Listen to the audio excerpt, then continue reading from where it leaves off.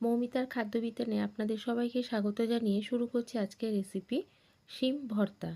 দেখুন, শিম ভর্তা করার জন্য আমি এখানে পরিমাণ মতন একটু শিম নিয়েছি, যতটুক লাগবে। এবার আমি শিমগুলোকে এইভাবে কেটে সেদ্ধ করতে দিয়েছি, কড়াইতেই সেদ্ধ করতে দিয়েছি। দেখুন, ভালোভাবে সেদ্ধ হয়ে এসেছে, সামান্য একটু লবণ দিয়ে সেদ্ধ করেছি। এবার একটা ঝুড়িতে জল ঝরিয়ে নেব, নিয়ে কিছুটা ঠান্ডা হলে তারপর আমি একটু টমেটো আর পরিমাণ মতন কাঁচা লঙ্কা দিয়ে শিমগুলোকে বেটে নেব। দেখুন, আমি মিক্সিতে বেটেছি, আপনারা চাইলে হাতে বেটে নিতে পারেন। একদম মিহি করে পেস্ট করেছি। আর যেহেতু একটু উষ্ণ গরম ছিল, খুব সহজেই পেস্ট হয়ে গেছে।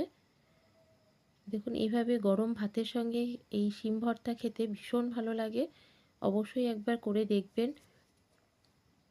এবার কড়াইতে কিছুটা পরিমাণ সাদা তেল দিয়েছি। আমার কাছে সর্ষের তেল বাড়ন্ত ছিল, আমি সাদা তেলেই করছি। আপনারা অবশ্যই সর্ষের তেলে করবেন, তাতে টেস্ট আরও ভালো হয়। এবার অল্প একটু কালো জিরে ফোড়ন দিয়েছি, দিয়ে মাঝারি সাইজের একটা পেঁয়াজ কুচি করে নিয়ে আমি এতে দিয়েছি। আমি ডুমো ডুমো করে কুচি করেছি, দেখুন। এবার ভালো করে পেঁয়াজটা একটু নরম হওয়া পর্যন্ত নাড়াচাড়া করে নেব। পেঁয়াজটা আমার একটু নরম হয়ে গেছে। এবার আমি বেটে রাখা শিমটা এতে দিয়ে দেবো। দিয়ে ভালো করে পেঁয়াজের সাথে তেলের সাথে আমি শিমটাকে মিশিয়ে নেব। তারপরে আমি এতে কিছু উপকরণ মেশাবো। দেখুন, ভালোভাবে আমি তেলের সাথে শিমটাকে নেড়ে নিচ্ছি।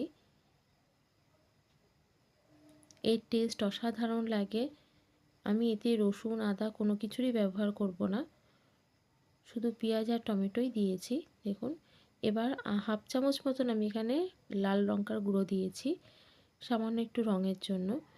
আর দেব পরিমাণ মতন লবণ। যেহেতু আমি শিমটা লবণ দিয়ে সেদ্ধ করেছি, তাই আমি এখানে লবণটা বুঝে ব্যবহার করেছি। আর দিয়েছি হাফ চামচ হলুদ। এবার ভালো করে আমি এগুলো মিশিয়ে নেব এবং অনবরত একটু নাড়তে থাকবো, যাতে তলায় লেগে না যায়। দেখুন, আমি ভালো করে মিশিয়ে নিয়েছি। এটা যখন সম্পূর্ণ হয়ে যাবে করা, তখন কড়াইতে সামান্য একটু লেগে যাবে, ওতে অসুবিধা হয় না। দেখুন, আমি সমানে নেড়েছি, কড়াইয়ের চারপাশে আমার লেগে এসেছে এবং অতি সহজেই এটা এখন উঠে যাচ্ছে। তার মানে আমার শিম ভর্তাটা প্রায় হয়ে এসেছে। আমার এটা করতে 15 মিনিট মতন সময় লেগেছে। দেখুন, ভালোভাবে আমি সমানে নেড়ে গেছি। যতক্ষণ না শিমের রঙটা পরিবর্তন হবে, আমি ততক্ষণ এটা নাড়বো। আমি যদি রেখে দিই এভাবে, তাহলে তলাটা লেগে যাবে। এবং আঁচটা আমি মিডিয়ামে রেখেছি। দেখুন, দেখতে কত ভালো লাগে এবং খেতে অসাধারণ লাগে।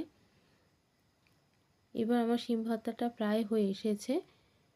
আমি এখানে কিছুটা ধনেপাতা কুচি করে দিয়েছি, আপনারা পরিমাণটা বুঝে ব্যবহার করবেন। দেখুন, শিমটা দলা পেকে যাচ্ছে, অনায়াসেই এক জায়গায় হয়ে যাচ্ছে, সমস্ত কড়াই থেকে উঠে আসছে। তার মানে শিম ভর্তা আমার হয়ে গেছে এবং এটা পরিবেশন করার জন্য একদম তৈরি হয়ে গেছে।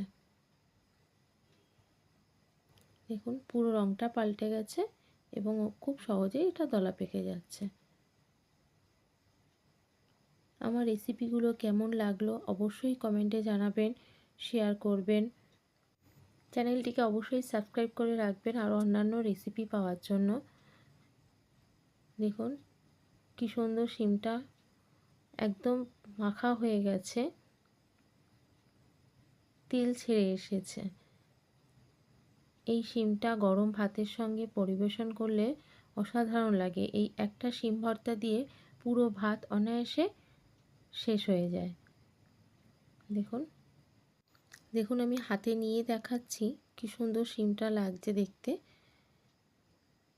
আমি এতে মিষ্টি ব্যবহার করিনি, আপনারা চাইলে সামান্য একটু মিষ্টি দিতে পারেন যদি খান, না দিলেও কোনো অসুবিধা নেই। শিম ভর্তা আমার পরিবেশন করার জন্য একদম তৈরি হয়ে গেছে। আপনারা অনেকেই নানা রকমভাবে শিম ভর্তা করে থাকেন, অবশ্যই এটা ট্রাই করবেন একবার, দেখবেন কেমন লাগে আর অবশ্যই জানাবেন কেমন হয়েছে। শীতের সময় বলে খুব সহজেই এই সবজিটা কিনতে পাওয়া যাবে। তাই খুব সহজে এটা বানিয়ে নেওয়া যাবে। সম্পূর্ণ ভিডিও দেখার জন্য আর এতক্ষণ সঙ্গে থাকার জন্য আপনাদের অসংখ্য ধন্যবাদ।